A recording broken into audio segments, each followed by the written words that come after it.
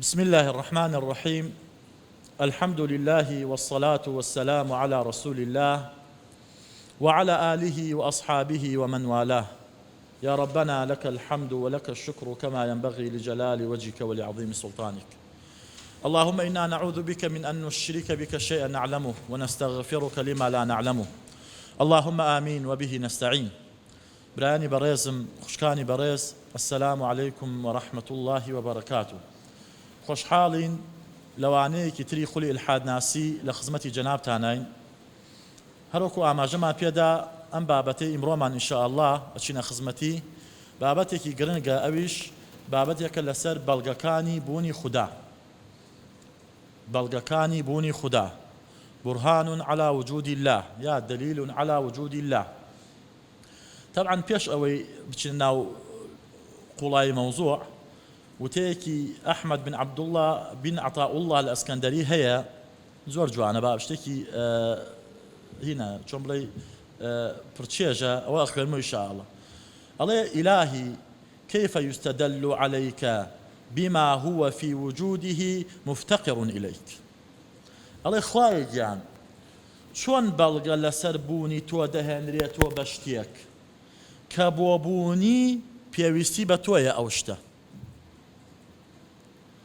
چۆن من بتوانم بەڵگەیە بێنمەوە بە شتێک بڵێم ئەم شتە بەڵگەیە لەسەر بوونی خوا، کە ئەبوونی ئەم شتە پێویستەکە خوایە هەبێت ئەم شتە هەبێت. أيكون لغيرك من الظهور ما ليس لك حتى يكون هو المظهر لك.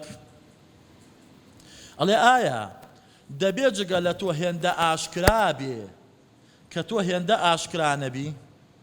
ئەشێ شتێک ئەوەندە ئاشکرا بێت ئاشکرایی تۆ دەرخا بێتە هۆی ئەوەی تۆ ئاشکراکە؟ شتیوامان هەیە. متى غبت حتى تحتاج إلى دليل يدل عليك. ئەوە تۆ کەی لەبەر چاون بوویت و کەی دیار نەماوی هەتا بەڵگەیە بێنینۆ بۆ ئەوەی تۆ ببێتە بەڵگە لەسەر بوونی تۆ. ومتى بعدت حتى تكون الآثار هي التي توصل إليك. ئەوە تۆ کەی ئەوەندە دووری هەتا وەکو شوێنەوارێک هەبێ بەهۆی ئەو شوێنەوارەوە ئێمە بگەێنێتە تۆ. عميت عين لا تراك ولا تزال عليها رقيبا. کوێر بێ چاوێ تۆ نابینێ و تۆ بە چاو دێر بەسەر خۆیەوە نابینێ. وخسرت صفقة عبد لم تجعل له من حبك نصيبا. أي مالكاول بێ ئەو مامەڵە و ئەو سەفقەی بەندە کە چییە کە لە خۆشەویستی تۆ بەشێکی نییە. شتێکی جوانە مارۆکو پێشەکیە. ئێستا بێنە سەر چی ئەسڵی مەوزوعەکەمان. باشە، بۆ ئەوەی ئێمە بەڵگە بێنینەوە لەسەر بوونی خوا، ئایا هەر لەسەر ئێمەی ئایندار واجبە بەڵگە لەسەر بوونی خوا بێنینەوە، یان ئەبێ خەڵکانی مولحید و بێباوەڕیش خۆیان ماندووکەن و بەڵگە بێننەوە لەسەر ئەوەی کە خوا بوونی نییە؟ تەبعەن کاتێکە کەسێک نوکۆڵی لە شتێک ئەکات لە بوارە ئاساییەکە کە ئەڵێ ئەم شتە نییە، ئەم شتە بوونی نییە، یا کاس بە عەکسەکەی بڵێم، یا کاتێک کەسێک بانگەشەی بوونی شتێک ئەکات، ئەبێ ئەم کەسە بەڵگە بێنێتەوە، ئەبێ ئەم کەسە بەڵگە بێنێتەوە کە بانگەشە بۆ بوونی شتی ئەکا. پێویست ناکا لە ئەو کەسانەی کە دژی ئەم بانگەشەن بەڵگە بێنەوە بۆ نەبوونی ئەو شتە. ئەمە لە بوارە تەبیعیەکە، لە بوارە ئاساییەکە ئاوایە. بەڵام لە بواری بوونی خودا و نەبوونی خودا پێچەوانەیە. واتە چی؟ واتە کاتێکە من دێم بانگەشەی بوونی خودا ئەکەم، نابێ بڵێن کەواتە هەر لەسەر منی ئایندارە ئەبێ بەڵگە بێنمەوە بۆی بیسەلمێنم خودا بوونی نییە. کاتێک کابرای مولحید ئەڵێ خودا نییە یا بوونی نییە، ئیتر پێویست ناکە بەڵگە بێنێتەوە. ئەنتۆنی فڵاڵێ نەخێر، ئەڵێ نەخێر، ئەم ڕێسا بەڵکەسازیە بۆ ئەوەی کەسێک کە بانگەشەی بوونی شتی ئەکا ئیلا ئەبێ لەسەر ئەو بێ بەڵگە بێنێتەوە لە بوون و نەبوونی خودا پێچەوانەیە. بۆ چونکە بوونی خودا کۆدەنگیەکی مێژوویی لەسەرە. کۆدەنگیەکی مێژووی لەسرە لە دروستبوونی مرۆڤایەتی هەتا ئیسا زۆری خەڵکی باوەڕیان بە بوونی خوددا هەیە کەواتە کە سێ نوکۆڵی لەم بوونە ئەکا نوکۆڵی لەم کۆدەنگی ئەکا ئەبێ ئەم بەڵگە بێنێتەوە بۆ نەبوونی خوددا نەک منی ئایندار بەڵگە بێنمەوە بۆ بوونی خوددا کە ئەم کۆدەنگی لەسرە وە لەگەڵ فیترەت شاگونجاوە واضحە بیتەر مۆرفی کەسێک ئەڵێ چی ئەڵێ هیچ کام لە مولحید و باوەڕدار هەڵاوێر نەکراون لەوەی کە بەڵگە لەسەر یەکێکیانە و ئەوە کەیتریان پاڵی لێ بداتۆ جگەرەی بخاتە دەمی و چاوەڕێی توی ئایندار بکا بەڵگەی بۆ بێنیتۆ نە ئەڵێ هەر وەکو چۆن لەسەر ئایندار پێویستە بەڵگە بۆ ئەو بانگەشەی بهێنێتۆ کە بوونی خوددایە لەسەر کەسێکی بێباوەڕ پێویستە بەڵگە بێنێتۆ بۆ ئەو بانگەشەی کە چییە کە نەبوونی خوددایە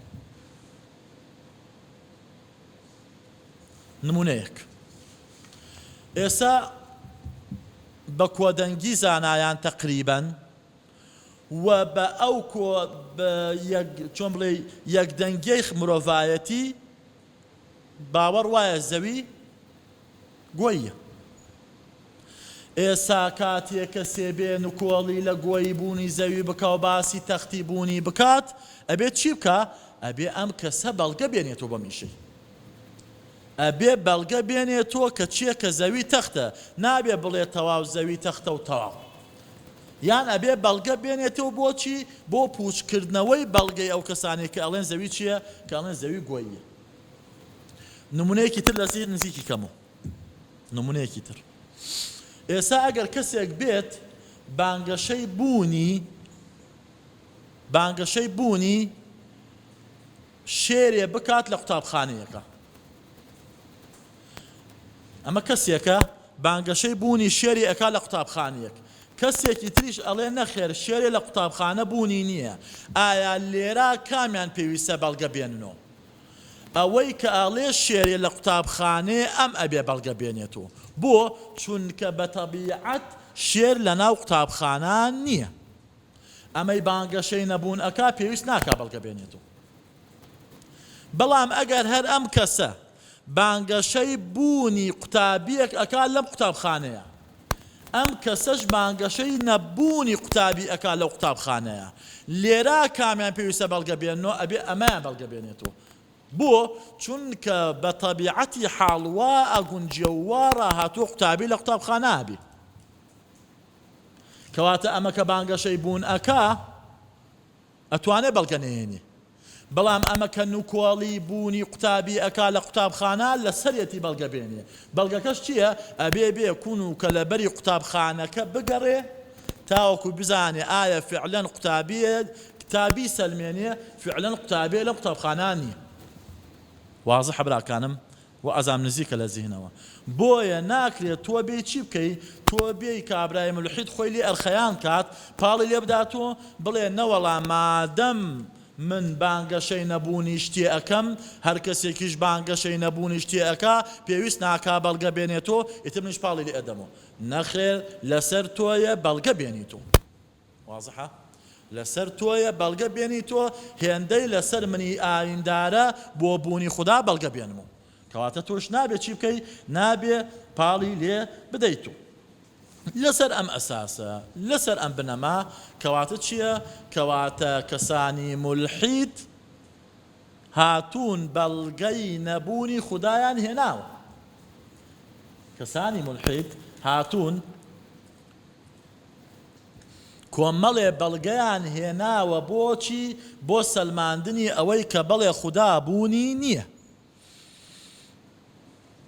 بەڵگەکانیان ئەم بەڵگانەی ئەوان ئەخەمە پێشی بەڵگەکانی خۆمان وازحە بەڵگەکانی ئەوان ئەخەمە پێشی بەڵگەکانی خۆمان بەڵگەکان چەندانەیەک ئەهێنین بە کورتیش وەڵامیان ئەدەینەوە لەو بەڵگانەی کە ئەوان ئەیکەنە بەڵگە بۆ ئەوەی کە خوددا بوونی نییە یەکەم ئەڵێن چی ئەڵێن ئەگەر خوددا هەیە بۆچی نایبینین بۆ قسەمان لەگەڵا ناکە بۆ خۆیمان پیشان نادات و ئێمە لەم دوو دڵی و لەم سەرگێژێ نجات بدات و ئیتر ئێمە شۆک و ئایندا قەناعەتمان وا بێت و باوەڕمان وا بێت کە بڵێ خودایەکەیە بەو ئاسمانەوە بوونی هەیە.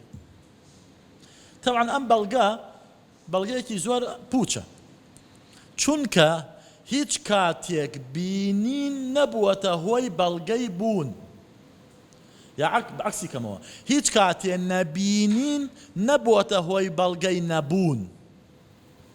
قسەکە یەکەم تەواوی ئەمە تەواو. واتە ناکرێ بڵێم هەر شتێکە نەمبینی کەواتە نییە. باسمان کرد وتمان ئێمە ڤایرۆس نابینین، بەکتریا نابینین، بەڵام ئەتوانین نکۆڵی لە بوونی ڤایرۆس و بەکتریا بکەین؟ نەخێر. ئێمە شەپۆلە کارۆمەگناتیزیەکان نابینین. کات ئێستا من لێرە پەیوەندی بە تۆوە ئەەکەم کە دەنگی من دێ بۆ تۆ بە شەپۆلێکی کارۆمەگناتیسی نایبینین، بەڵام ئەتوانین نکۆڵی لێ بکەین. ئێمە نیوترۆن و پرۆترۆن و پۆزیترۆن و نیوترۆنۆ و کوارک و کە ئەم تەنۆڵکە وردی لە بچووکانەی نییە و گەردیلە نابینین. کەس هەیە نکۆڵی لێ بکات؟ فۆتۆن نابینین، کەس هەیە؟ نەخێر. کەواتە ئێمە ناتوانین بڵین مادەم خوددا نابینین کەواتە نییە. ئەمە یەک. دووەم، ئەسڵەن زانست لەسەر چ بوارە ئیشەکە؟ ئایا زانست لەسەر بینین ئیشەکە؟ نە، زانست زۆرجار لەسەر جێکەوتە و شوێنەواری ئیشەکە. دەی کاتێکە ئێمە لە ڕێگەی فیزیا و کیمیاوە بەهۆی شوێنەوار و جێکەوتەی شتێکەوە ئەزانین ئەم شتە هەیە، من بەهۆی ئەوەی کە بە مۆبایلە قسە لەگەڵ کاکدانا ئەەکەم ئەزانم شەپۆلی کارۆمەگناتیسی هەیە، بە جێکەوتە و شوێنەوارە ئەتوانم چی بزانم؟ بوونی خۆش بزانم. چۆن بە جێکەوتە و شوێنەوارە زانستەکان پەریان پێدرا و چۆن بڵین گەشەی کردووە، هەر بە جێکەوتە و شوێنەواریش ئەم دەتوانم چی بکەم؟ ئەتوانم خوای گەورە بناسم. وەکو قەولەکە وتی چی؟ فكل شيء تدل له آية. وەکو عرابەکە وتی بوونی پشقڵ خۆزان چییە؟ بەڵگەیە لەسەر ئەوەی لێرە حەیوان بووە، وجودی حەیوانە، کەواتە بوونی ئەم ئەرز و ئاسمانش وجودی خالقێکە کە دوای باسیەکەین. بۆیە ئەم قسەیەکەمە وتمان قسەیەکی دروست نییە. بەڵگەیەکی تریان ئەڵێن چی؟ ئەڵێن زانست جێگرەوەی خودایە. ئەوەی ئایندارەکان پێی پێنابەن و درکی پێناکەن و ئەیگەڕێنەوە بۆ لای خوددا، کەوا ناو خودای بۆ شایەکان، زانست ئەتوانێت چی بکا؟ بیدۆزێتەوە. کە زانست درکی بە ئەمە کرد کەواتە زانست خۆی خودایە، کەواتە خودایەک وجودی نییە. ئەم بابەتەمان لە ڕاستیە لە بابی ئیلحاد و زانستە بە درێژی باس کرد. طبعاً سواز بۆ خوا ئەم بابەتێک کە ئێستا باسیەکەین لە بابەتەکانی پێشوە باسمان کردووە، یعنی زۆرێکمان باسە کردووە، ئەمە کە ئێڵێنە بێتە دووبارە بۆتان ئاسانە بێ ئینشاءڵڵا. برا جوانەکەم، زانست ناتوانێت بگات بە هەموو حەقیقەتێک. زانست ناتوانێت بگات بە هەموو حەقیقەتێک. هەر زانست خۆی ئەتراف بەماکات. بۆ؟ چونکە توانای زانست سنووردارە. وتمان توانای زانست لە چیایە؟ لەگەڵ کیایە؟ لەگەڵ مادە و وزایە. دەی بابەتە غەیبیەکان، بابەتە جوانناسیەکان وەکو هونەر وەکو مۆسیقامانە خۆ ئیشی زانست نییە. زانست لەم بوارە هەر قسەی نییە. بابەتە فەلسەفیەکان زانست هەر قسەیتیان نییە. زانست لەگەڵ چیە؟ لەگەڵ مادە و ئەزمون و تێکەڵکردن و پلەی گەرمی و پەستان و ئەمانە مامەڵە ئەکات. بۆیە زانست نزیکترین شتێک لە ئینسانەوە ڕۆحە. زانست ناچیە؟ ناتوانێت بیزانێ. دەی زانستێ کڵۆڵ بێ بەرامبەر ئەم شتانە ناتوانێت پێی بەبوونی خوا بێت، کەواتە زانست نابێتە بەڵگە بۆ نەبوونی خوددا. ئەمە دوو. سێ، ئەڵێن خوددا بوونی نییە، چونکە مرۆڤ وا لێ دەکات لە ئەندازەی مادی بوونی سروشتی خۆی بڕاتە دەرەوە، باوەڕ بە غەیب بکە. ئێمە ئەزانی مرۆڤ مادەیە، بوونی خودایش غەیبە. ئەمان ئەڵێن دەی ئەم مادە ناتوانێت لە غەیب تێبگا. تێگەن؟ ئەم سروشتە مادیە ناتوانێت لە چی تێبگا؟ لە غەیب تێبگا. باش، وەڵامەکە ئەمەیە. ئێمە ئەڵێین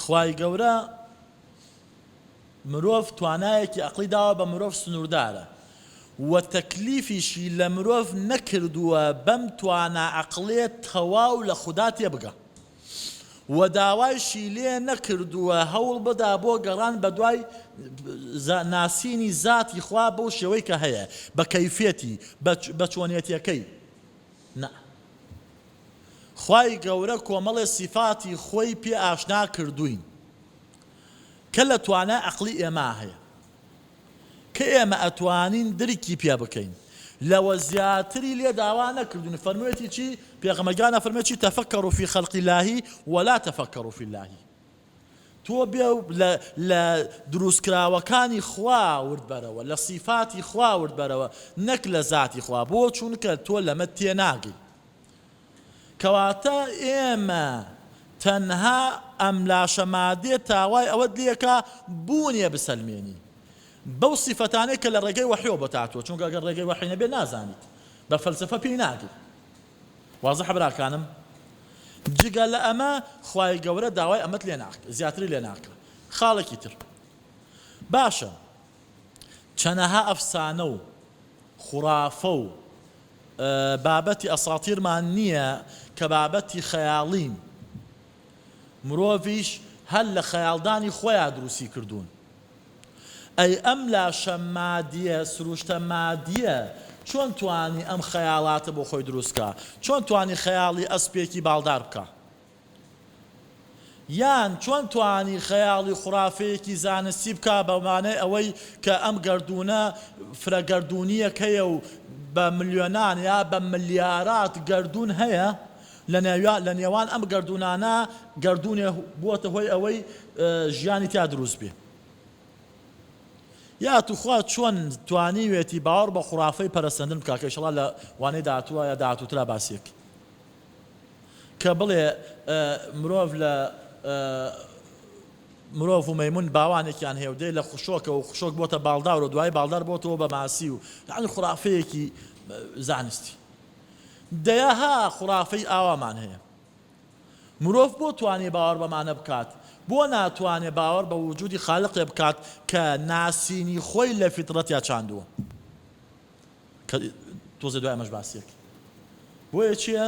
بۆیە بەڵێ ئەم سروشتە مادەی ئینسان بەشێکی ڕۆحە ئەم ڕۆحەش بەشێکی شێلراوە لەگەڵ غەیبە دەی تۆ لەگەڵ ئەو بەشەیە مامەڵە ئەەکەی لەو بەشە ئەتوانی بای ئەوەندە هەوڵ بدەیبوونی خوا بدۆزیت و خاڵێکی تر یا بەڵگەیەکی تری ئەوە ئەڵێن چی؟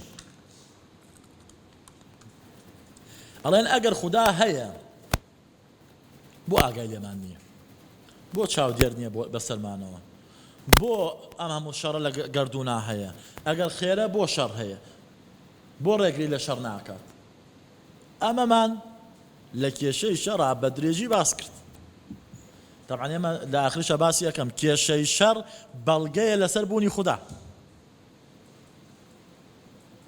کێشەی شەڕ دوایشە باسی یەکەین ئەم بابەتە بەڕاستی ئەم بەڵگەیەکە وەکوەڵێ بەسەریانەوە نەک بەڵگەیەکە بەدەستیانەوە یعنی ئەم بابەتەی کە ئەڵێ ئەگەر خودا هەیە بۆ چاودێریمان ناکات بۆ ڕێگە ئەدا شەڕ دروست بێ لە گەردوونە بەڵگەیەکە بەسەریانەوە ئەوە لە دوای باسی یەکەم ئێسای چی لەسەر ناڵێ پێنجەم دانم ئەڵێ چی؟ ئەڵێ ئەگەر خودا هەیە بۆ گەردون دیزاینێکی تەندروست و جوانی نییە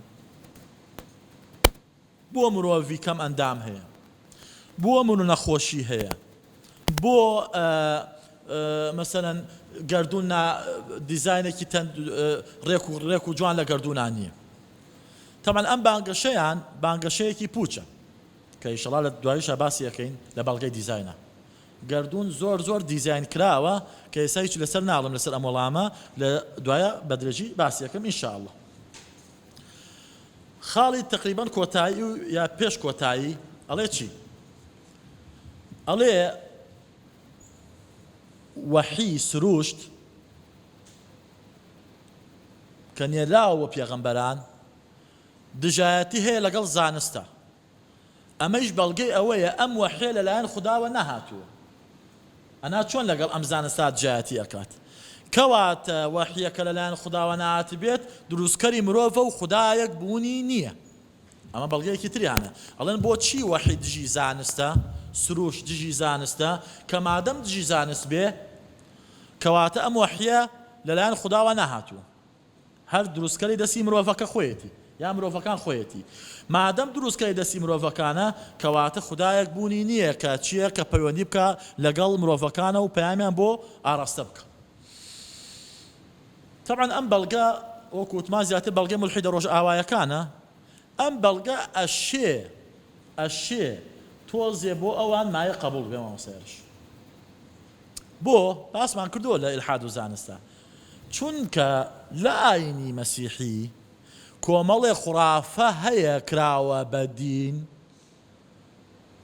خوای گەورەی لێبێبەریە، پێغەمبەری لێبێبەریە، پێغەمبەرانی لێبێبەریە، بەنی ئیسرائیل پێغەمبەرانی بەنی ئیسرائیل لێبێبەریە، چونکە ئەم دینیان تێک دراوە. باسمان کوتمان لە ئاینی کڵێسا زەوی بەچی دانراوە؟ بە چەقی گەردوون. دەی کاتێکە زانایان تێن و ئەی سەلمێنن خۆر چەقی گەردوونە و زەوی چەقی گەردوون نییە. ئەمە چییە؟ ئەمە پوچی ئەم ئاینە، حاشا لە ئاینی ئەسڵی مەسیحی پوچی ئەم ئاینە خوڕافێ تێکراوە دەرەخات. دەی من کەسێکی منی وەکو منی کە باوەڕم بە زانست هەیە و کە فعلەن زانست شتێکی یەقینیە بۆ من، زانستەکە وەرەگرم نەک وەحیەکە، وەحیەکە ڕەت ئەکەمەوە. کە وەحیم ڕەت کردەوە بە دوایە چیش ڕەت ئەکەمەوە؟ نێرەری وەحیەکە کە پێغەمبەرەکەیە و بە دوایە ئەو خواشی کە ئەم پێغەمبەرە بانگەشەی بۆ ئەکات. ناحەقیشی نییە. بەڵام ئەگەر بین لە ئیسلامە تەماشا ئەمە بکەین، ئایا دەقێکی قورئانیمان هەیە پێچەوانەی فەکتێکی علمی بێ، یعنی حەقیقەتێکی زانستی بێ؟ بە تەحەداوە نەخێر. هەر ئەمە نەخێر، بەڵکو لە قورئانە کۆمەڵێک باسی زانستی زۆر دەقیق و ورد هەیە کە ئێستا بووە بە حەقیقەتی زانستی، وەکو دروستبوونی گەردوون چۆن دروست بووە، چۆن فراوان بووە، تەنە گەرمەکان چۆن سارد بوونەتەوە، جیاواسی پستانی هەوا لە ئاسە جیاوازەکانی بەرگە هەوا، هەورەکان، جوڵەکانی، جۆرەکانی، باسی تەنە بچووکەکان و نەبینراوەکان، باسی کۆرپەلەزانی، هەنگاوەکانی دروستبوونی کۆرپەلە، باسی جیۆلۆجی و جوڵەی تەکتۆنی و چینەکانی زەوی، ڕەنگەکانی چینی زەوی، بە ئەمە هەمووی لە قورئانە. شتی تریش ئەمانە بابەتگەلێکن لە قورئانە هەن زانستین لە سەدیش حەقیقەتی زانستین. کەواتە قورئانەکەی من نەک دژی زانست نییە بەڵکو پشتگیری زانستە، کەواتە ئەو بەڵگەی تۆڵەی سروش پێچەوانەی زانستە، قورئانە عنی پێچەوانەی زانستە پوچە. دووەم، لە فەرمودا پێغەمبەری خوا صلی الله علیه وسلم دەیان فەرمودەمان هەیە لە باسە زانستیەکان، لە باسی ڕەشکە، لە باسی طبی نەبەوی مەسەلەن. طبی نەبەوی چەندەها بەڵگەمان هەیە کە ئەمە بۆچی باشە و بۆچی باشە. ئەم بابەتانە ئەگەر لە فەرمودەیەک هەبێ دژی حەقیقەتێکی زانستی بێ کە شتیواشمان هەیە، شتیواشمان هەیە، ئەو فەرمودەیە یان ضەعیفە یان مەوضوعە، واتە یان فەرمودەکە ضەعیفە و بە ڕێگاکانی تەضعیفی فەرمودە بەلاواز دەئەنرێت، یان هەر یان فەرمودە نیە بە درۆیەکە و بەدەم ئەم پێغەمبەرەوە کراوە صلی الله علیه وسلم، هەڵبەستراوێتە. بارەکەڵڵا وازە خوشکانی من. کەواتە ئەم بانگەشەی زانست پێچەوانەی وەحیە لای خۆیانە، ماڵێکی قەڵبە بۆ خۆیان، لای ئێمە زۆر بێکێشە سنگ دەرەپەڕێنین، تەحەدا ئەکەین زانستمان پێچەوانەی وەحی نییە بە هیچ جۆرێک، یا وەحیمان پێچەوانەی زانست نییە بە هیچ جۆرێک. کە ئەڵێم زانست حەقیقەتی زانستی براکانم، ئەمە وریابن، نەظەریات و فەرەضیات نە. خاڵی حوتەم و بەڵگەکانی ئەوان تقریبان حوتەم و هەشتەم و دوو دانێمەوە بە کۆتای پێدێنین. ئەڵێ چی؟ ئەڵێ بوونی شەیتان لە ئاینە بۆتە کاریزمایەک بەرامبەر خوددا، معقوڵ نییە شەیتان بەقەدەر خوددا دەسەڵاتی هەبێ.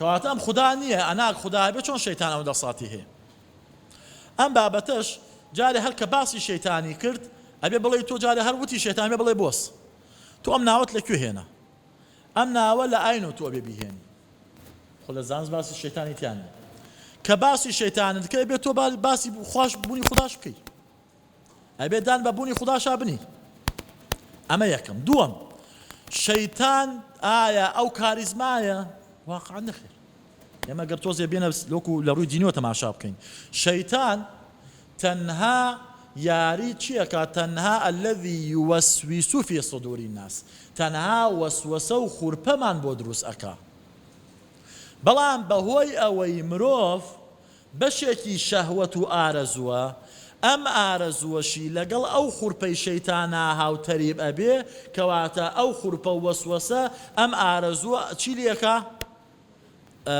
ئەو ڕوژێنێ هانی ئەدا بۆی خراپە بکە ئەنا شەیتانە فەرمێ لە قورئانە فەرمێ چی وما كان لي عليكم من سلطان من هیچ دەسەڵاتێکم بەسەر ئێوە نەبوو قسەکەشی ڕاستە ئەوەی ئێمە بە گوێی شەیتان ئەکەین یەکەم بە ئیرادەی خۆمانە دووەم ئەم بەشە شەهوەنیەی خۆمانە کە بە گوێ ئەو وەسوەسە ئەکات ئەگەر ئێمە تێبینی بکەین شەیتان بۆ ئەوەی ئەم وەسوەسەیش دروستکات داوای لە کێ کرد داوای ئیزنی لە خوا کرد فەرمی خوایەکیان چییە قال ربي خوایەکیان مەجالم بدە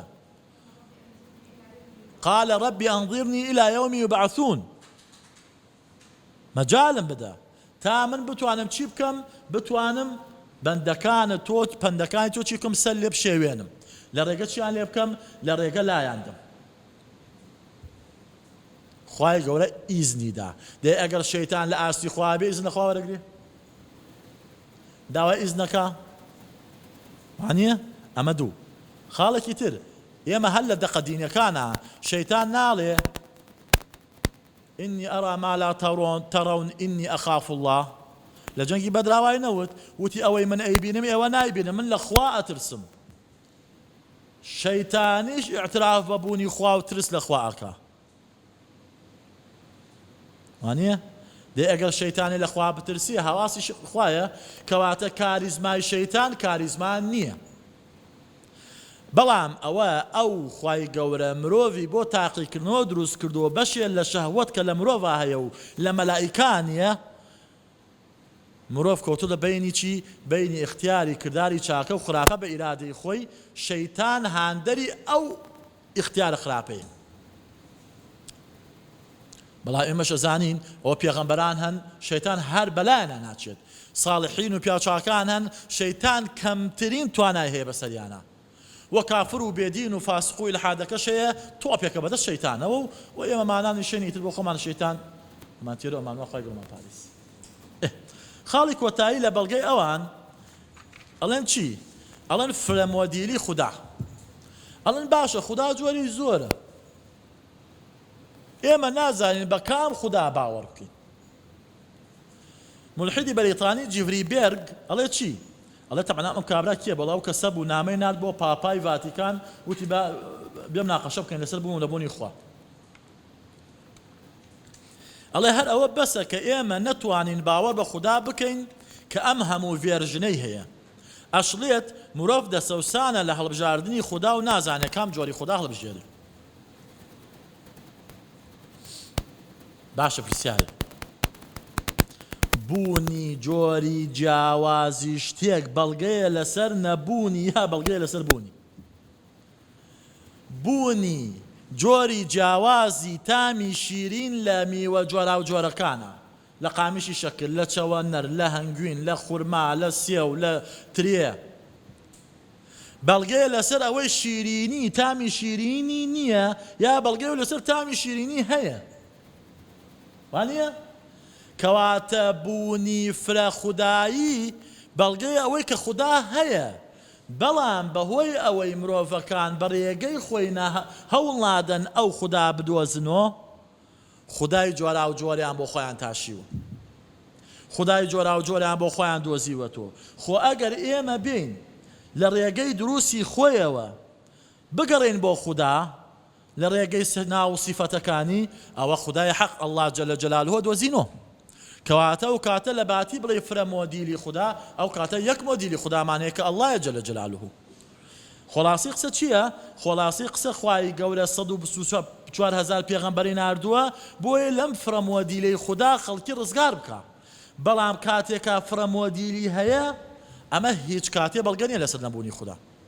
بەڵکو بەڵگەیەکی زۆر چاک و سەریحە لەسەر چی؟ لەسەر بوونی خوددا نەک لەسەر نەبوونی خوددا. باسی ئەو بەڵگانەمان کرد کە مولحیدین و بێباوەڕان ئەیکەنە بەڵگە لەسەر نەبوونی خوا. وباسی ئەوەشمان کرد کە بەڵێ لەسەر ئەوانە ئەبێت چی بکەن؟ ئەبێ بەڵگە بێنن. هەروەکو چۆن لەسەر ئێمە ئەبێ بەڵگە بێنین بۆ بوونی خوددا لەسەر ئەوانیشە. ئێستا ئینشاءڵڵا چینە خزمەتی چی؟ ئەچینە خزمەتی ئەو بەڵگانەی بەدەستی خۆمانەوەیە بۆ ئەوەی بیسەلمێنین کە خودایەک بوونی هەیە. یعنی بەڵگەکانی بوونی خوددا بەدەستی ئیماندارانەوە. طبعاً بەڵگەکانی بوونی خوددا لەبەر ئەوەی باسی خوددا باسێکی کۆنە وهل لە کۆنیشا خەڵکانێ هەبوون با کەمیش بوو بێتن نکۆڵیان لە بوونی خوددا کردووە کەواتە کۆمەڵە بەڵگەیەکمان هەیە ئەم بەڵگانە لە کۆنا خەڵکانی ئایندار بەکاریان هێناوە بۆچی؟ بۆ ئەوەی ڕەد و پەرپەرچی کێ بدەنەوە؟ مولحیدین بدەنەوە بیکەنە بەڵگە لەسەر بوونی خوددا. وەی لە ئێستاشا بەتایبەتی لە ئەم سەدەی ئاخیر کۆمەڵە بەڵگەیەکی تری تازە هاتوون کە ئەم بەڵگانە بەڵگەی بەهێزن بەدەست ئایندارەکانەوە بۆچی؟ بۆ سەلماندنی بوونی خوددا. ئێمە ئینشەڵڵا هەوڵدەن لێرە هەم بەڵگە کۆنەکان بەپێی توانە هەم بەڵگە تازەکان بهێنینەوە. طبعاً بەڵگەکان زۆرن وهل لەسەر ئەوەی ئێمە کتێبێکمان هەیە بەڵگەکانی بوونی خوددا بورهان على وجود الله سامی عامری یا کتێبێکمانەیە بوونی باڵا ئەوەی مامۆستا سەلاحەدین کە کراوە بە کوردی زیاد لە 35 بەڵگە شتێکی وای داناوە 54 یا 35 ئەگەر غەڵەت نەبم لەسەر بەڵگە لەسەر بوونی خوددا. بەڵگە لەسەر بوونی خوددا زۆر زۆرە بەڵام ئێمە بە کورتی لەسەر چەند بەڵگەیەکی کورت ئەوەسین بەڵام بەچڕی و باسیەکەن ئینشەڵڵا ئەوەندە پێم وایە کافی بێت. یەکەم بەڵگەیە لەسەر بوونی خوددا پێوتێ بەڵگەی بەدیهێنان دلیل الخلق یا دلیل خلق جوانترێتەوە. بەڵگەی بەدیهێنان ئەڵێ چی؟ ئەڵێ هەموو بەدیهێنراوێک پێویستی بە بەدیهێنەرێک هەیە بۆ بەدیهێنانی. هەموو بەدیهێنراوێک پێویستی بە بەدیهێنەرێک هەیە بۆ بەدیهێنانی. تێبینی بکەن نەموتووە هەموو دروستکراوێک یا بڵێ بەڵگەکە ناڵێ هەموو دروستکراوێک ناڵێ هەموو شتێکی دروست کراوە. بۆ چونکە دروستکردن هەمیشە گۆڕانکاری تایە واتە لە مادەی پلاستیک ئەم مۆبایلە دروست کراوە یا مەسەلەن لە مادەی پلاستیک ئەم قوتووە ئاوە دروست کراوە ئەمە گۆڕانکاری پێکراوە یعنی تەغییری سەنعی پێوترێ. بەڵام بەدیهێنان ئەمە یعنی چی؟ یعنی خەلق یعنی دروستکردنە کە ئینگلیزیشە پێوتێت کرێتری پێوترێت یعنی لە نەبوونەوە هێناوێتە بوون کەواتە هەر شتێ لە نەبوونەوە بهێنرێتە بوون پێویستە بەدیهێنەرێک هەبێ بۆ ئەم کارە. باش ئەڵێ بەڵگە سازیەکە ئاوەڕێکەخەین ئەڵێن هەر شتێک بەدی بێت دەبێ هۆکاری هەبێ بۆ بەدیهێنانی. ئەمە یەک. گەردوون بەدی هاتووە ئەمە دوو. ئەنجام چییە؟ ئەنجام ئەوەیە کەواتە گەردوون بەدیهێنراوە لەلایەن بەدیهێنەرێکەوە کەەوە بەدیهێنەرێکەیە ئەڵڵایە جەلە جەلالوه. طبعاً پێش ئەوەی بچمە مناقەشەی ئەم بابەتە ئێمە ئایا لە ئیلحاد و زانستە باسمان کرد ئایا گەردوون ئەزەلیە یاخود دروستکراوە بەدیهێنراوە؟ بە درێژی باسمان کردمان تا ساڵی 1940کان نەظەریە و تیۆرەی چی هەبوو؟ ستیدی ستەیت هەبوو. تیۆرەی فرید هۆیل هەبوو کە ئەیوت پێوتی تیۆری باری جێگیر کە ئەیوت ئەم گەردوونە ئەزەلیە هەر بووە لە مادە و وزە پێکاتووە و هەریش ئەمێنێ. بەڵام لە دوای ساڵ 1970 و ئەوەی وردە تا ساڵ 1960 و دۆزینەوەی بیردۆزی تەقینەوە گەورەکە بیگ بانگ زانایان هاودەنگ بوون تقریبا لەسەر چی؟ لەسەر ئەوەی نەخێر ئەم گەردونە ئەزەلی نییە و بەدی هێنراوە کەواتەیە هیچ کەسێک نییە لە مولحیدین لە بەڵگەی خەڵقا بڵێن ئێمە کە بەڵگەی خەڵق ئەکەینە بەڵگە لەسەر بوونی خوددا بڵێ ئەم خەڵقا هەر بووە بۆیە نابێتە بەڵگە لەسەر بوونی خوددا نە نکۆڵێ ئەمە ناکە بۆ چونکە فیزیاوان ناڵێ فیزیای ئێستا ئەڵێ ئەم گەردونە بەدی هێنراوە کەواتە بە پێی ئەو یاسا و بەڵگە سازیە ئەبێ بەدی هێنەرێکی هەبێ وازح تا ئێستا ئەمە کەواتە ئەوان ئەڵێن چی مشتومڕی ئەوان لەگەڵ ئێمە چییە ئەڵێن مادەم گەردون بەدی هێنراوە بەم سێ ڕێگە بەدی هاتووە یەکەم یان بەڕێکەوت سوتفە یان خۆی بەدی هێناوە خۆی بەدی هێناوە یان ئەم گەردونە هەر لە بنەڕەتا وجودی نییە خەون و خەیاڵە یعنی ئیسا کە تۆ هەی خەیاڵی کە من هەم خەیاڵم کە ئەمە مەسەلە مایکێکە و مۆبایلێکە و تەسبیحێکە و ئاوێکە ئەمانە خەیاڵم کە من قسەکەم خەیاڵم کە تۆ گوێگری خەیاڵە دار و شاخ و بەردۆمانە وجودێکیان نییە طبعا باسی ئەمەکە بێن یەکەم قسەیان وەرگرین ڕێکەوت یا سوتفە طبعا سوتفە لە کوردیا بە ڕێکەوت یا لە پڕ یا لە ناکاو ئەمانە چییە بەمانە ناوی هاتوو دوو جۆر ڕێکەوتمانەیە براکان خوشکان ڕێکەوتێکمان هەیە کاتێکا دوو ڕوودا و هاوکاتە بن تا تەشبیه نەبێ مەسەلەن من ئاوانم نەکەمێناوە ئێستا من ئەڕۆم بۆ ماڵی خۆمان ئێوارە مەسەلەن لە خەیاڵی خۆما ئارەزووی جۆرێ خواردن ئەکەم حەزەکەم ئەم ئێوارە مەسەلەن ئەم جۆرە خواردنەمان هەبێ کە تەق لە دەرگا ئەچمە ژوورەوە سیرەکەم ڕێک چییە خێزام لە چی یا مەسەلەن بۆنی چیەکەم ڕێک قەدەرەن بۆنی ئەو خواردنە ئەکەم کە من ئارەزوویەکەم مەسەلەن بریانیە خوشکان هینی بریانی ئاڵەتی بریانی بۆنی حەوگەڕەکە ڕاوتی بخوا یاپرا خۆشنی ماوسەیە باش لێرە ئەڵێم چی چ ڕێکەوتێکە من حەزم لە چی بوو ئەم ڕووداوەی من ئەمەش ڕێک لێرا دروست بوو یان کابرا بە خەیاڵی بۆ لای چۆن بڵێ بیر لە کەسێک ئەکاتەوە یا دوو نەفەر بەیەکەوە باسی کەسێکەکەن بە ڕێکەوت کەسەکە دێتە ناو مەجلیسەکە ئەمە پێوتێ ڕێکەوت لە ناکاو ئەم جۆرەیان باسی ئێمە نییە جۆری دووەم باسی ئێمەیە ئەمەیان چییە ئەڵێ ئەوەیە شتێ لە ناکاو بگۆڕێ بۆ شتێکی تر لە ناکاو ماتۆڕی ماڵەوەتان ماتۆڕی ئاو بێتە ماتۆڕێکی دووتایەی ئەڵێ بەخ کابرا چوو بەلای شێخەکە وتی قوربان گیان وەڵا ماتۆڕێکم دزراوە وتی وەڵا کاکە لە ڕێگەی بڵێن کەلار بەرەو خوار بردیان کوتی ئەڵێ ماتۆڕی ئاوە لە ماتۆڕی ئاو یان دەستکێتە گیرفانی خاڵی تا لە ناکاو پڕ بێ لە پارە جزدانەکە کە خاڵیە دەریهێنی ساگەنج ئەو جزدانەی پێیە لە ناکاو پڕ بێ لە پارە فەبیاوە نێ وەڵا هەر زۆر چاکە یان تەماشای عەرزی بەرماڵتان بکەیت لە ناکاو ئەم عەرزە وشکوروتەنە پڕ ببێتە پارکێکی جوانی سەوزی پڕ لە گوڵ و گوڵزاری بۆنخۆشی پڕ لە داری سەوزی جوان ئەمە پێوتێ ڕێکەوت وازع براکانم ئەمە پێوتێ ڕێکەوت مولحیدین ئەڵێن ئەم گەردونە ئەوە لە ناکاو دروست بوو ئەوە لە ناکاو چییە هاتووەتە بوو کەسێکمان هەیە ئێمە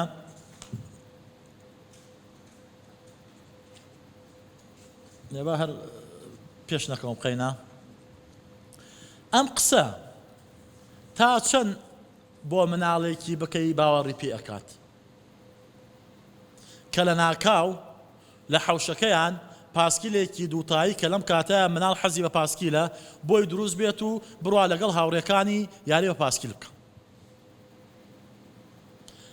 مناڵێ باوەڕ بەم قسەی تۆ ئەکا نایکات هەر بۆیە ئەم باسی ڕێکەوت و سودفە تقریبا لای مولحیدین چییە قورسایی نەماوە ئایا ڕێکەوت ڕێژەی ئەگەری دروستبوونی ڕێکەوت چەنە؟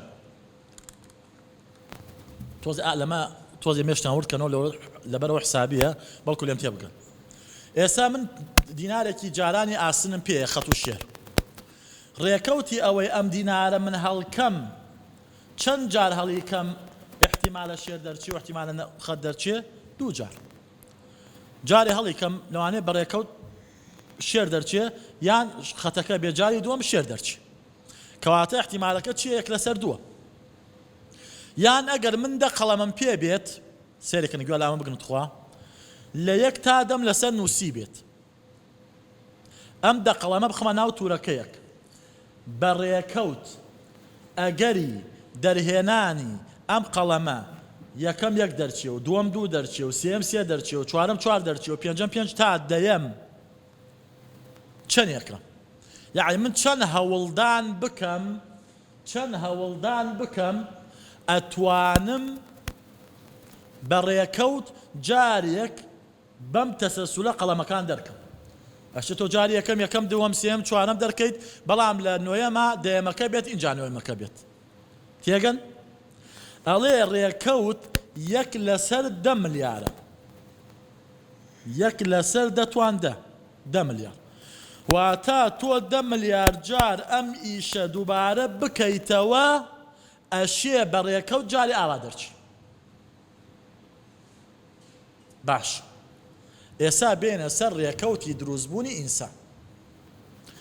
لاشەی ئینسان لە 10 تریلیۆن یعنی دەتوانی 12 خانە پێکاتەوە بە نزیکەی.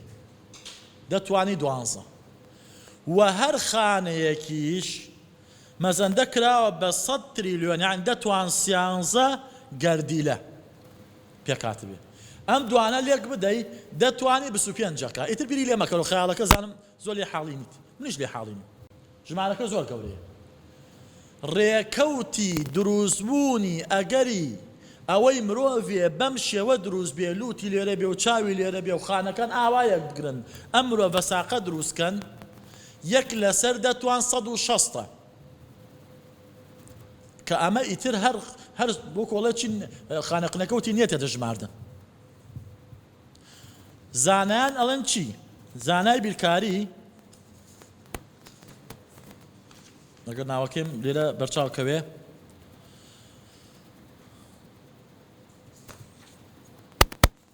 ناوەکەی بەرچاوم ناکوێر حاڵ ئەڵێ چی؟ ئەڵێ ڕێکەوتی دروستبوون بۆ ڕوودانی شتێک 1 لەسەر دەتوان 150ە. لەوە زیاتر بوو ئیترەوە هەر دروست نابێ. دەی ئێمە تەنها مرۆڤ بە نزیکەیی ڕێکەوتەکەی 1 لەسەر دەتوان 160. یعنی هەمیشەیی مرۆڤ بە ڕێکەوت دروست نابێ. ئەی گیانداران، ئەی ڕووەک، ئەی داروبەرد، ئەی ئەستێرەکان، ئەی هەسارەکان، ئەی گەردوون بە ئام فراوانی. بۆیە چییە؟ بۆیە باسی ڕێکەوت باسێکی چییە؟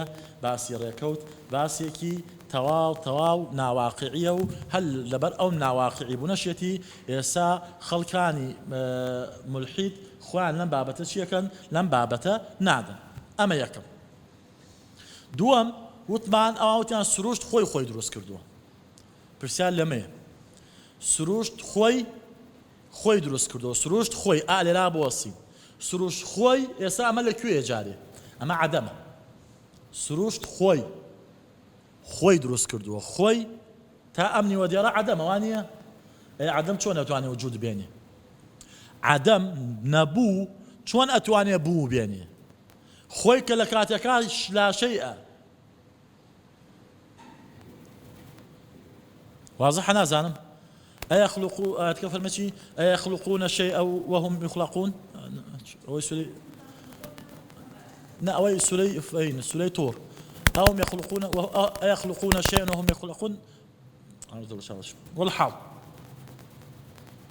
بەبار ئاەتی تێ ناقین کێشەنی. ئەم قسەیەکی پوچە. نەبوو بوون دروستەکە بۆی ئەمەشە قسە نییە. قسەیەکی ترکاڵێ گەردوون خەیاڵە. واقع نییە. ئەمە لە دووەم پوچترە. باشە ئەگەر گەردوون خەون و خەیاڵ و واقع نییە ئەی هەر خەون خۆی چییە؟ یعنی خەونێکە لە ناو خەونە. سا تۆ کە ئەخەویت خەوێکی خۆش ئەبینیت لەم خەوەتا مەسەلەن ئارەزوویە کرد شتێکی خۆش چوزان کە بە خەبەر دێی ئاڵێ کوورە خۆمە خەون بوو واقع نەبوو وایە؟ ئەی باشە خەون لە ناو یعنی خەون لە ناو خەونە. یان ئێستا من بەجواب بڵێم کابرایەک هەیە هێندە بەهێزە گورزێکی پێیە بەکۆڵە ڕۆستەمی زاڵ کە ئەیدا لە زەوی ئاو لە زەوی دێنێتە دەر. تۆڵێ مامەسا ئەم قسە خەونە و خەیاڵە ئەم قسە ئەفسانەیە مەکەی قسەیە؟ ئەڵێم باشە ئەم قسەی من ئەگەر خەون و خەیاڵە بە تۆ بە چ واقعیە بەراوردت کردووە تا بیسەلمێنی ئەمە من خەون و خەیاڵە؟ ئەڵێ بەم واقعی ئێستام دەی بابایەکی مولحید کە ئەم گەردوونە بە خەون و خەیاڵ ئەیەنێتە حساب ئەم قسەی من چۆن ناڕاستی ئەم قسەی من چۆن ئەسەلمێنێت؟ ئەگەیمەوە سا تۆزە واقعی ئەم قسە. یعنی من کاتێ شتێکی ناواقعی ئەڵێم شتێکی خەیاڵی ئەڵێم ئەم شتە کە توێکە ئەڵێ ئەم گەردوونە خەون و خەیاڵە ئەبێ بەراوردکاریە بکەیت تا بیسەلمێنی ئەوەی تۆ خەون و خەیاڵە ئەمە خەون و خەیاڵ نییە کە تۆ ئەمە بە خەون و خەیاڵ زانی کەواتە ئەوی دان بە شیشا بنیت دان بەوەشا بنیت. دەی ئایا مولحیدین دان بە ئەم بابەتە نانێن؟ ئایا باوەڕی وایە کەسێ من کەسێکی مولحید کە ئەم کەونە بە خەون و خەیاڵ ئەزانێ بڵێ من لێرە ئێستا ئەتوانم بفرم بۆ ئەمریکا؟ ئەڵێ بابە شتی وا خەیاڵە. ئەڵم تۆ هەر هەموو ژیانە بە خەیاڵ داناوە. وازحە؟ بۆیە ئەم قسەشان قسەیەکی چییە؟ قسەیەکی پوچە. اینجا ئێمە کۆمەڵە شتمانەی ئەفسانەن باسیەکەین. بۆ بەوە ئەڵێن ئەفسانە چونکە ئێمە واقعێکمان هەیە بەراوردمان پێ کردووە. وازحە؟ ئەگەر واقع نەبێت بەراو ئەفسانە وجودی نامێ ئەو کەواتە واقع و ئەفسانەش بەیەکەوە بنە چی؟ ئەبنە ئەفسانە. ئەمە تقریبا دلیلی خەڵق ئەی سەلمێنێ ئەم گەردوونە بەڕێکەوت دروست نەبووە خۆی دروست نەکردووە خەون و خەیاڵ نییە ئەزەلی نییە ئەی چییە؟ بەدیهێنراوە. ئەی کێ بەدیهێناوە؟ خالقێک بەدیهێناوە. ڕوبەڕووی ئەم پرسیارەمانەکەنەوە ئەی ئەم خوا کێ دروستی کردووە؟ بۆیە وتم گوێ لەو ڤیدۆی خۆم بگرن خۆمان بگرین ئەو ڤیدۆکە بۆ وەڵامی ئەم پرسیارە. ئەمە کە من وەڵامی بەمە ڕاستی ساعتێک کێوێ ئێمە ئەڵێن قاعیدەکە وتوێتی چی؟ هەموو بەدیهێنراوێک بەدیهێنەری هەیە خودا بەدیهێنراو نییە. خودا بەدیهێنراو نییە. وازحە؟ تا بڵێن بەدیهێنەرێکی هەیە. خودا جیاوازە لە سروشت. تشبيه بم جور بدسي من نبيك واقم بالله تشبيه بالله تمثيل ولله المثل الأعلى. يعني خدا لدروي ماده وسروشتام هربويا الريكوت ئێمە ئەڵێن شتێک بە ڕێکەوت ڕوەدا. ڕێکەوت پێویستی بە چییە؟ ڕێکەوت پێویستی بە کات و بە شوێنە. ڕێکەوت پێویستی بە کاتە تایە ڕوو بدا بە شوێنە تایە ڕوو بە کاتێکە کات ڕوو بدا بە شوێنێکە تایە ڕوو بدا. بۆیە کاتێکا هێشتا گەردوون دروست نەبووە یعنی چی نییە؟ یعنی کات و شوێن هێشتا دروست نییە. بۆیە ڕێکەوت نییە لەو شتا. خوداش لە دەرەوەی کات و شوێنە کەواتە خدا ناکەوێتە ژێر چی؟ ژێر پرسیاری ئەم بەڵگەسە ئەم بەڵگەوە. وازحە؟ ئیتر گوێشتان لەو ڤیدۆ گردی بێ کە ئەرکە لەوێ چوار خاڵمان باس کردووە کە کێ خدای دروست کردووە و چۆن و چۆن نییە. ئێستا کاتی ئەوەمان نییە. بەڵگەی دووەم خوشک و براکانم بەڵگەی چییە؟ بەڵگەی ڕێخستنە. وتمان یەکێ لە بەڵگەکانی نەبوونی خوداوتیان ئەم گەردوونە دیزاینی نییە واتە جوان ڕێک نەخراوە. ئێمە ئەڵێن نەخێر ئەم گەردوونە دیزاینی هەیە واتە جوان ڕێک خراوە. وازحە؟ ڕوونە براکانم چۆن؟ خوای گەورە ئەم گەردوونەی دروست کردووە کۆمەڵێ یاسای سروشتی و فیزیایی جوانی بۆ دروست کردووە و ئەم گەردونە لەژێر ئەم یاسا فیزیایانە بەڕێکوپێکی و بە جوانی ئەڕوات. کۆمەڵێن نەگۆڕی تیا دروست کردووە گەردون. ئەگەر گەردون دیزاین نەبوایە ئەم نەگۆڕانە ئەم کۆنستانتانە کە لە گەردونا هەیە نەئەبوو. نەگۆڕی پلانک نەئەبوو، نەگۆڕی گرافیتی نەئەبوو، نەگۆڕی کات نەئەبوو، نەگۆڕی چی و چی نەئەبوو. وازەحە براکانم؟ پۆڵ دیڤس کە فیزیازانێکی ملحیدا ئەڵێ چی؟ ئەڵێ وا دەردەکەوێت یاساکانی گەردون لە ئەنجامی ئەندازەگیریەکی تەواوی داهێنەرانەوە دروست بوو بێتن. واتە گەردون زۆر دیزاینێکی ڕێک و پێک و جوانی هەبێ. بۆیە کاتێ پرسیار لە زانایانی فیزیاکەی کە ئەڵێ گەردون بەم یاسا ڕێک و پێک و جوانە دیزاین کراوە، ئەڵێ چی؟ ئەڵێن ئەمە ئیلا ذاتی حەق خوایەکی باڵان نوار ئەمەی دروست کردووە. جگە لەمە وەڵامێکی تری چی؟ وەڵامێکی تریان نییە. ئەگەر بین بەڵگەی دیزاینیش بکەینە بەڵگە سازی، ئەڵێن چی؟ ئەڵێن یاساکانی جیهان، شتەکانی جیهان بە تێکڕایی ڕێک و پێک و بە شێوەیەکی ورد و جوان دروست بوون بۆی ژیان دروست بێت. ئەمە یەک. دوو، ئەڵێن بۆ ئەوەی ئێمە ڕاوەی ئەم ڕێک و پێکێ بکەین ئەبێ یا بڵێن بەڕێکەوت دروست بووە، یا بڵێن سروش خۆی دروست کردووە، یا بڵێن خوایەکی دانای لە پشتەوەیە. دە ئێمە دوانەکەی یەکەم و دووەممان لابرد چی ئەمێنێتەوە؟ خوایەکی توانا و دانا چی کردووە؟ ئەم گەردونەی دروست کردووە. وازەحە براکەم؟ بەڵێ. ستیفن هۆکینگ ئەڵێ چی؟ ئەڵێ ئەگەر لە تەقینەوە گەورەکە، تەقینەوە مەزنەکە، ئەڵێ ئەگەر بە ڕێژەی یەک لەسەر دەتوان بەسووسەی چرکەیە کە ئەم ژمارە ئەم کاتە زۆر کورتە، گەردون دوا بکەوتایە ئەم تەقینەوە هەر ڕووی نەئەدا و گەردون ئەکەوتەوە سەری خۆیان و تیاچوو هیچی داوری بەسەبەردەوە نەئەمە. ئەوە خوایەکی دروستکەری گەردون و بەدیێنەری گەردونە نەیهێشتۆ ئەم گەردونە ئەو دیزاینەی تێک چیە. ئەمە یەکەم. ویلیام پاڵیێ نمونەیەکی جوان دێنێت و ئەڵێ چی؟ ئەڵێ ئەگەر تۆ بچتە بیابانێک، لەم بیابانە بەردێک ببینی، ئەبێتە جێگای سەر سوورمانت؟ نەخێر. بیابان و بەردێکی تایە، هیچ تەبیعی. ئەڵێ ئەگەر بچتە بیابانێک و ستاندێکی وەکو ئەم کامێرایە و سەعاتێکی لەسەر بێ و سەعاتەکە تەوقیت کرابێ بۆ کاتێکی دیاریکراو ببینیت، چی بە خەیاڵی تۆ ئادێت؟ ئەڵێ ئۆتۆماتیکی مێشکی تۆ بۆ لای ئەوە ئەچێت کە کەسێک هەستاوە بە دانانی ئەم ستاندە و بە تەوقیتکردنی ئەم کاتژمێرە و دروستکردنی ئەم کاتژمێرە، بە دیزاینکردنی ئەم ستاند و کاتژمێرە. ئەڵێ ئەگەر هەموو بەردی بیابان ببنە مرۆڤ و بووە بە تۆی بڵێن کە ئەم ستاند و کاتژمێر و تەوقیتە هەر لە خۆیەوە ڕوویداوە و کەسێک لە پشتی ئەم دیزاینەوە نییە، ئەڵێ تۆ باوەڕی پێ ناکەی. واقع نییە. معقولە ئەم گەردونە کە ئێستا چەند بەشێکی لە دیزاینەکەی باس ئەەکەم، بەم دیزاینە ڕێک و پێک و وردە دیزاینەرێکی ورد و توانا لە پشتیوە نەبێت؟ معقول نییە. چەند نمونەیەک ئەڵێ ئەگەر لە تەماشای ڕێخستنی ڕێژەی نێوان ئەلکترۆنی نیوترۆن بکەین، ڕێژەکان چەنە لە ڕووی بارستایی؟ 1/1036، یعنی یەک پرۆتۆن 1036 ئەوەندە ئەلکترۆنێکە. ئەڵێ ئەگەر پرۆتۆن لەم ڕێژەیە قورستر بوایە یاخود بچووکتر بوایە، ئەسڵەن گەردیلە کە لە ناوک پرۆتۆن و نیوترۆنی تایە و ئەلکترۆن بە چواردەوری ئەخولێتەوە دروست بووە، گەردیلە دروست نەئەبوو. کە گەردیلە دروست نەئەبوو مادە دروست نەئەبوو، کە مادە دروست نەئەبوو گەردون دروست نەبوو. چونکە گەردون لە چی دروست بووە؟ گەردون لە چی دروست بووە؟ لە مادە.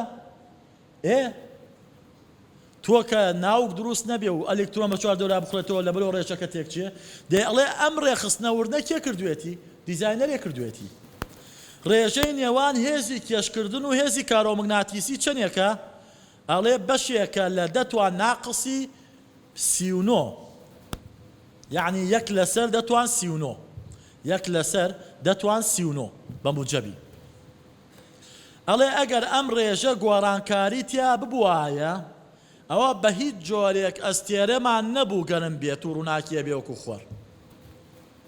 ئەگەر زیاد بواە لەم ڕێژە هێزی گرافیتی و هێزی کارۆمناتیسی ئەوە بە هیچ جۆرێک ئەستێرەمان نە ئەما هەمووی لە گەرما ئەسووتە.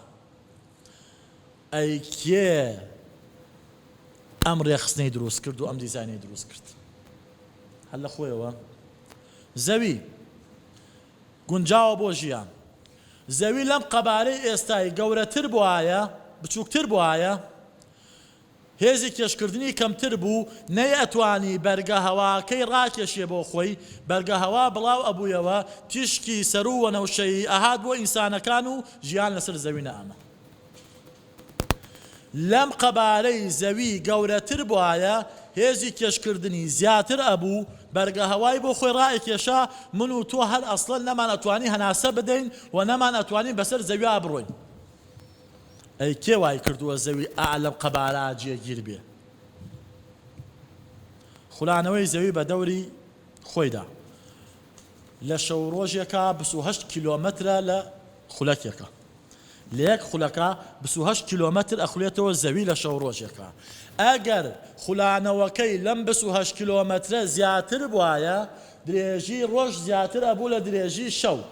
ئەو کاتە ڕۆژ ئەبوو بە 40 سەعات و 50 سەعات ئەو کاتە مرۆڤەکان نیان ئەتوانی وزەی 50 سەعات کاتیان نەبێت. تۆ وزەی 12 سەعات تا 14 سەعاتت هەیە. ئیلا بێ چی بکەی؟ ئیلا بێ بخەویت. خۆ ئەگەر خاوتر بواە شەوەکان درێژ ئەبوون ئەو کاتە هەر ژیان لەسەر زەوی نەئەما. کێ ئەم خێرایە ڕێکخستەوە ئەم دیزاینە کێ کردوێتی؟ خولانەوەی زەوی بە دەوری خۆرە 30 کیلۆمەترە لە یەک چرکە بۆ دروستبوونی وەرزەکان. ئەمە بۆیە ئەم نمونانە باسەکەمە ملیۆنان نمونێ ئەوامان هەیە. ئەم قسۆم بالەغەنێ 1 ملیۆن نمونێ ئەوامان هەیە. 30 کیلۆمەترە لە یەک چرکە. ئەگەر ئەم خولانەوە زیاتر بواە وەرزەکان زیاترە بۆ کاتە هاوین 3 مانگ نەبوو هاوین نەبوو بە ساڵی. هاوین ساڵە بێ هیچ نییەتەوە هەموو ژیانە بوو بە بیابان. باران نە ئەمە وشکە ساڵی دروستە بوو بوون بە بیابان دروستە بوو. ئەمە تەنها لە گەردوون. لە گیانداران تەماشای حشتر بکە تەماشای پەنگوین بکە. نمونەکان زۆرن بۆی کوردی کاتەکە بەڕاستی حەز ناکەم درێژی کەم. تەماشای مرۆڤ بکە. آخر مرۆڤ هەر لە تەوقی سەریتان و کی پێی دیزاینە دیزاین. ئەزانی ئەندامێکی مرۆڤ لە شوێنێکی ببێ بۆ شوێنێکی تری ئیشی خۆی ناکە؟ ئەزانی ها زۆر جار ئەوانەی کە تەجمیل ئەکەن پێسیان لێرە هەڵەگرن بۆ مەسەڵەن شوێنێکی تریان سیرەکەی دەرەکەوێ ئەو ئیشەی ئەو شوێنی ناکات. گورچلەی کەسێ بۆ کەسێکی ترەویشەی ناکات.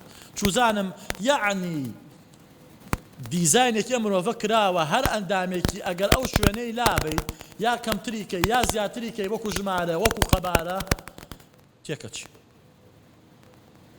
ئەو ئەرکەی پێی سپێراوە لەو ئەرکا بە جوانی جێبەجێ ناکە. جاری واشەیە نەک جێبەجێ ناکە ئەبێتە چی؟ ئەبێتە بار بەسەر ئینسانەکەەوە. دەی ئەم دیزاینە ئەمە خاڵقێ کردوێتی. دەی معقول نییە دیزاینێکی ئاوا دیزاینەرێکی لە پشتەوە نەبێ لە خۆیەوە وا دروست بوو بێ. هیچ کەسێکمان بەم دوعا ناڵێن ئامین. لەمە زیاتر لەسەری ناڕۆم شتی زۆریش نووسی بەس بۆی کاتەکە نەڕات. بەڵگەیەکی تر کە ئەمیش هەر لەسەری ڕۆشتون و بە کورتی باسی ئەەکەم 3 بەڵگەمان ماوە زۆر بە کورتی باسی ئەەکەم چونکە هەرسێکیمان باس کردووە. بەڵگەی فیترەتە. براکانم فیترەت یان زکماک کە کوردەکەیەتی ئەڵێ چی؟ ئەڵێ ئەو مەیلە سروشتەی مرۆڤە بۆ ئیمانهێنان بە خودا. ئەمە بەڵگەیەکی زۆر یعنی قایلکەرە. طبعا فیترەت ئەوە نییە ملحیدەکان لە ئێمە حاڵین. ملحیدەکان وا ئەزانن ئێمە ئەڵێن خوای گەورە کە مناڵ هەر لە دایک ئەبێ غەی بۆ بکە بڵێ ئەرە تو خوا ناسی ئەڵێ ئاخوا ناسم. نەشتیوانی هو الذي أخرجكم في بطون أمهاتكم لا تعلمون شيئا بلام وجعل لكم السمع والأبصار والأفئدة لعلكم تشكرون. شيخ الإسلام تيمية زۆر جوان ئەفەرمێ لەم سەرەتاوە مناڵ ئاگای لە هیچ نییە بەڵام بەهۆی بەدەستێنانی هۆکارەکانی ناسین کە بینین و بیستن و عەقڵە ئەگەر هیچ چواردەورێک ژینگەیەک ئەم ناسینەی تێک نەدات ئەگاتە خوا ئەوە فترەتە. بۆیە باسمان کردمان دەنووزانە ئەڵێن 4 شت فترەیە زانستخوازی. ئەوەی سا تۆ تێویگوێ لەم قسە وشکانەی منەگری ئەمە حەزێکی فترەیە لە تۆ حەزەکەی فێربی. مناڵ پرسیار ئەکات مناڵ پرسیار زۆر ئەکات ئەمە بۆوە ئەمە بۆ چی ئەوە چی لەو مناڵەوە حەزی بە فێربوونە. زاناکان باشە ئەگەر لە فترەتیانە حەز بە زانستخوازی نەبێت زانست هەر پێش ناکەوێت وایەوانی هەر پێش ناکەوێت. چاکە خوازی مرۆڤ حەزی بە چاکەیە. ئێستا کەسێک لەوە دەستکا بە گیرفانێ پارێ بە فەقیرێکەدا تۆ لەیلا ئەو کەسەت خۆشەوێ چاکەی یعنی چاکەت بەرامبەر حەزەکەی خەڵک حەزەکەی چاکە لەگەڵ بەرامبەرەکە تا بکەی حەزەکەی خەڵک چاکە لەگەڵ یەکتریا بکەن خێر بڵاو بێتەوە. زۆر جار مرۆڤە شەریرەکان ئەوانەی کە درڕندەشن لەگەڵ چواردەورەکەی خۆیانە چاکەکەن. ئەمە دووەم. جوان خوازی مرۆڤ بە تەبیعەتی حاڵ حەزی لە شتی جوان حەزی لە گوڵ و گورزارە حەزی لە جلی جوانە. بۆچی تۆ خۆتە ڕازێنی تۆ ئافرەت خشڵ و تەرتیب و ئەم بەزمە چیەکە ئەمە چییە؟ ئەمە جوانخوازی یعنی هەمە چەشنەبوونی هونەر حەزێکی فتریە. تۆ حەز لە دەنگی خۆشە حەز لە بینینیشی جوانە حەز لە وێنەی جوانە مەسەلەن شتێکی فتریە کە ئەیبینی حەز بۆی ئەچێ. ومن ضمنیشیان چوارەم خوداناسی. ئەم بابەتش بابەتێکی فتریە ئیلان و بیللا ئەم بابەتە نورێکە لە ئینسانە هەیە. ئۆگی ساباتیە کەسێکی ئایندارە ئەڵێ چی؟ ئەڵێ بۆچی من ئایندارم؟ ئەڵێ هیچ کات دوولێوم بۆ ئەم پرسیارە ناجوڵێنم مەگەر خێرا ئەم وەڵامە دێتە سەرزارم. من ئایندارم چونکە ناتوانم بێجگە لەمە ببم چونکە ئاینداری پێویستیەکی معنەوی ذاتی خۆمە پێویستی فترەتی لێداوە ئاکا خوا بناسی. بەڵگەیەکی گەورەیە ئەمە براکانم. هەر بۆیە زۆرینەی خەڵک دیندارن کەمینە بێت یعنی بڵێن ملحیدن دیندار بە معنای ئەوە ئیلتیزامی هەیە بە معنای ئەوەی باوەڕی بە خوددا هەیە. کەسێکی ملحید هەیە لە گۆڤارێکی واشنگتن پۆست لە ئەمریکا شتێکی نووسی ئەڵێ چی؟ ئەڵێ من ملحیدم بەڵام کەچی نازانم بۆچی ناتوانم واز لە خوددا بهێنم خوددا لە خۆم داڕنم. ئەدیبی ئینگلیزی کۆڵن وڵسن ئەڵێ چی؟ ئەڵێ تا کاتژمێر 2 بەیانی راپۆرتێکم بابەتێکم نووسی لەسەر ئەوەی کە خوددا نییە. ئەڵێ بەڵام کاتێک کە چوومە جێگا بخەوم نەم ئەوێرا گڵۆپەکان بکوژێنمەوە لە ترسی خوددا نەوەکو شتێکم پێ بکات. فترەتەکەت نایەڵە چی بکەی ئەمە بکەی. ڕینێ دیکارت فەیلسوفی ئینگلیزی فەڕەنسی عەفوەن هەر هەما قسەکە. ئەڵێ من لەگەڵ ئەوەی هەست بە کەم و کوڕەیەکی زۆر دەکەم لە ناخمدا بەڵام لە هەمان کاتە هەست بە زاتێکی زۆر گەورە و تەواو و کامل دەکەم کە ناچارم دەکات باوەڕی پێ بهێنم. قسەی تریشی زۆر هەونە کافی. کەواتە بەڵگەی فتری بەڵگەیەکی گەورەیە بەدەست منی باوەڕدارەوە. بۆیە هەر ئەڵێ ئەو کەسانەی کە ملحیدیشن لە کاتی تەنگ و چەڵەم و ناڕەحەتیە ئەگەڕنەوە بۆ فترەتەکەیان. بۆیە ئەڵێ چی لە ناو خەندەقی جەنگە چی نییە کەسانی ملحید نابینی کە ئەترسێ بەرەو مردن ئەگەڕێتەوە بۆ فترەتەکەی باوەڕی بەچی هەیە بە خوددا هەیە. بەڵگەیەکی تر بەڵگەی چییە؟ بەڵگەی ڕەوشتە. لە ئیلحاد و ئەخلاقە زۆر بە درێژی باسمان کرد. ئێمە وتمان چاکە و خراپە ئەبێ لە دەرەوەی عەقڵی مرۆڤ دیاری بکرێ. بە درێژی باسمان کرد باسی ناکەین. ئەخلاق بابەتێکی بابەتیە نەک ڕێژەیی. واتە نابێ بڵێن بە گوێرەی تۆشتی ئەخلاقی و بە گوێرەی من ئەخلاقی نییە. ئەبێ کەسێک لە دەرەوەی ئێمە دیاریکا بۆمان چی چاکە و چی خراپە دێ ئەو کەسە ئێمە ئەڵێن خوددایە. ئەم بەڵگەیەکی چییە؟ بەڵگەیەکی ڕوونە بە درێژی باسمان کردو بۆیە لەسەری ناڕوو. بەڵگەی کۆتایی چییە؟ بەڵگەی شەڕە براکانم کێشەی شەڕ. ئێمە ئەڵێن ئەوان ئەڵێن چی؟ ئەڵێن ناکرێ خوایەکی عادل و عەفوەن خوایەکی تواناو خوایەکی خەیر و خەیری ڕەها هەبێ و خوایەکی زانا هەبێ و شەڕیش هەبێ. ئەگەر خوا ئەزانێ ئەمە شەڕە و توانای هەیە لای با وەخوای گەورەش ئێواڵن هەموو چاکە خوازە و حەزی بە شەڕ نییە بۆ شەڕ لە گردوونا هەیە ئێمە ئاڵێن تەمان لە کێشەی شەڕا بە درێژی باسمان کردووە ئێمە ئاڵێن ئەمە ڕێک بەڵگەیەکە لەسەر بوونی خوددا چونکە تۆ ناتوانی باوەڕ بەبوونی خوددا بکەی بڵێن باوەڕ بەبوونی شەڕ بکەی هەتا باوەڕ بەبوونی خوددا نەکەی بۆیە کێشەی شەڕ بەڵگەیەکە لەسەر بوونی خوددا سبحانك اللهم وبحمدك أشهد أن لا إله إلا أنت أستغفرك وأتوب إليك سەرمێشان گرد مازاک